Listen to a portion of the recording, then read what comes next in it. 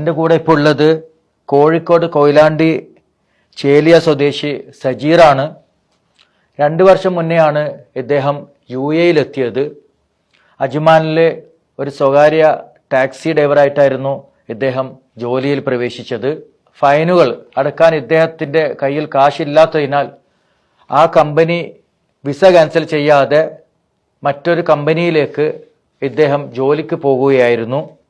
എന്നാൽ ആ മറ്റൊരു ജോലിയിലേക്ക് പ്രവേശിച്ചെങ്കിലും ആ തൊഴിലുടമ ഇദ്ദേഹത്തെ കൊണ്ട് ഇദ്ദേഹത്തിൻ്റെ പേരിൽ റെൻ്റേ കാർ എടുത്തതിനാൽ ഒരു ഭീമമായ തുക ഇദ്ദേഹം ഇപ്പം അടയ്ക്കാൻ വേണ്ടി ഇദ്ദേഹത്തിൻ്റെ പേരിൽ പോലീസിൽ കേസ് വന്നിരിക്കുകയാണ്. ഇദ്ദേഹത്തിന് ഇപ്പോൾ നാട്ടിൽ പോകാൻ പറ്റാത്തൊരു അവസ്ഥയിലാണുള്ളത്.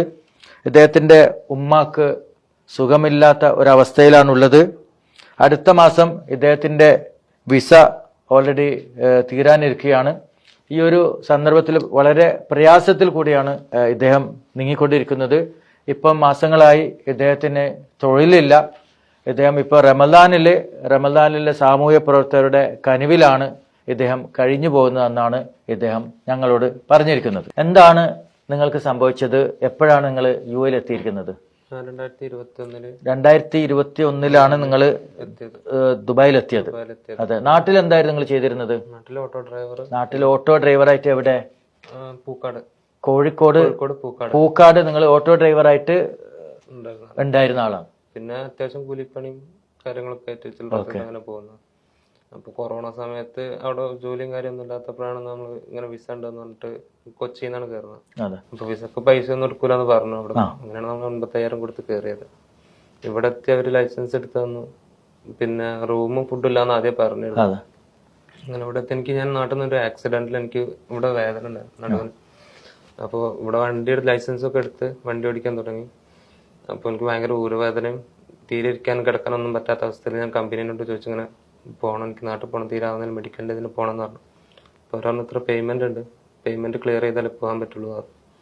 എനിക്ക് നാട്ടിൽ ഞാൻ വാടക വീടാണ് നാട്ടിൽ. അപ്പോൾ ഈ അവസ്ഥയിലാണ് കൊറോണ ടൈമിലാണ് ഞാൻ ഇത്രയും പൈസ റെഡിയാക്കി ഇങ്ങോട്ട് കയറിയത്. അപ്പോൾ ഇവിടുന്ന് ഞാൻ പറഞ്ഞപ്പോൾ എനിക്ക് പൈസ ഒന്നും റെഡിയാക്കാമല്ലോ എന്താ ചെയ്തത്. അപ്പോൾ എന്തായാലും നീ പൈസ അടിച്ചിട്ടേ പോകാൻ പറ്റുള്ളൂ, അല്ലെങ്കിൽ ഞങ്ങൾ ലീഗലായിട്ട് മൂവ് ചെയ്താൽ ജയിലിൽ പോകേണ്ടി വരും എന്ന് പറഞ്ഞു. ഞാൻ പുറത്തൊരു തമിഴ് ആളടുത്ത് ഞാൻ പണിക്ക് കയറി. പുറത്ത് പണിയെടുത്തിട്ടെങ്കിൽ എനിക്ക് എടുത്തിട്ട് നാട്ടിൽ പോകാലോ എന്ന് വിചാരിച്ചിട്ട്. ഇപ്പൊ ഇദ്ദേഹത്തിന്റെ കാര്യത്തിൽ ഇദ്ദേഹം തന്നെ പറഞ്ഞു, ആദ്യം വന്ന കമ്പനിയിൽ 85,000 ഇന്ത്യൻ രൂപ നാട്ടില് വിസക്ക് കൊടുത്തിട്ടാണ് ഇദ്ദേഹം ഇവിടെ ജോലിക്ക് വന്നത്. പഴയ കമ്പനി ഇവരോട് ചോദിക്കുന്നത് ലൈസൻസ് എടുത്ത തുകയും വിസക്കുള്ള തുകയാണ് പഴയ കമ്പനി ഇദ്ദേഹത്തോട് ചോദിച്ചത്. 14,000 ദിർഹംസ് അല്ലെ. അത് മറ്റ് എവിടെയെങ്കിലും ജോലി ചെയ്ത് കൊടുക്കാൻ വേണ്ടിയാണ് ഇദ്ദേഹം തമിഴ്നാട്ടിലുള്ള അവരുടെ ഉടമസ്ഥതയിലുള്ള കമ്പനിയിൽ ഡ്രൈവറായി കയറിയെങ്കിലും പക്ഷെ അവിടെ നിന്ന് ചെയ്തത് ഇദ്ദേഹത്തിന്റെ പേരിൽ റെന്റേ കാർ എടുപ്പിച്ച് അപ്പം ആ ഒരു വലിയൊരു തുക ഇപ്പൊ ഇദ്ദേഹത്തിന്റെ പേരിൽ റെന്റേ കാറിന്റെ ആൾക്കാർ കേസ് കൊടുത്തിരിക്കുകയാണ്. ആ തുകയും അതോടൊപ്പം തന്നെ പഴയ കമ്പനി പറയുന്ന തുകയും കൊടുത്താൽ മാത്രമേ ഇദ്ദേഹത്തിന് നാട്ടിലേക്ക് പോകാൻ വേണ്ടി പറ്റുള്ളൂ. ഇദ്ദേഹത്തിന് വളരെ പെട്ടെന്ന് തന്നെ നാട്ടിലെത്തുന്നുണ്ടെങ്കിൽ ഈ ഒരു പ്രശ്നത്തിന് തീർച്ചയായിട്ടും പരിഹാരം കണ്ടാൽ മാത്രമേ ഇദ്ദേഹത്തിന് നാട്ടിലെത്താൻ വേണ്ടി പറ്റുള്ളൂ. ഇദ്ദേഹത്തിൽ നിന്ന് നമുക്കിപ്പോൾ വളരെ വ്യക്തമായി കഴിഞ്ഞു. അതായത് ഇതുപോലെ ഒട്ടനവധി മലയാളികൾ, നമ്മളെ പ്രവാസികൾ ഞങ്ങളുടെ അടുത്ത് ഇതുപോലെയുള്ള കേസുകളായിട്ട് വരുന്നുണ്ട്. ഒന്ന്, പാസ്പോർട്ട് ജാമ്യം വെക്കുക. രണ്ടാമത്തേന്ന് പറയുന്നത് മറ്റുള്ള കാര്യങ്ങൾക്ക് വേണ്ടിയിട്ട് ഗ്യാരണ്ടി നിൽക്കുക. മൂന്നാമത് വാഹനങ്ങൾ റെന്റേ കാർ കമ്പനിക്ക് വേണ്ടിയിട്ട് റെന്റേ കാർ എടുത്തു കൊടുക്കുക. അതുപോലെ തന്നെ നാലാമതായിട്ട് നമ്മൾ കാണുന്നത് റൂം റെന്റിന് എടുത്തു കൊടുക്കുക. അത് ഇത്തരത്തിൽ ഒരുപാട് പ്രശ്നങ്ങളായിട്ട് നമ്മളെ പ്രവാസി മലയാളികൾ ഞങ്ങളെ നിരന്തരമായിട്ട് സമീപിച്ചുകൊണ്ടിരിക്കുകയാണ്.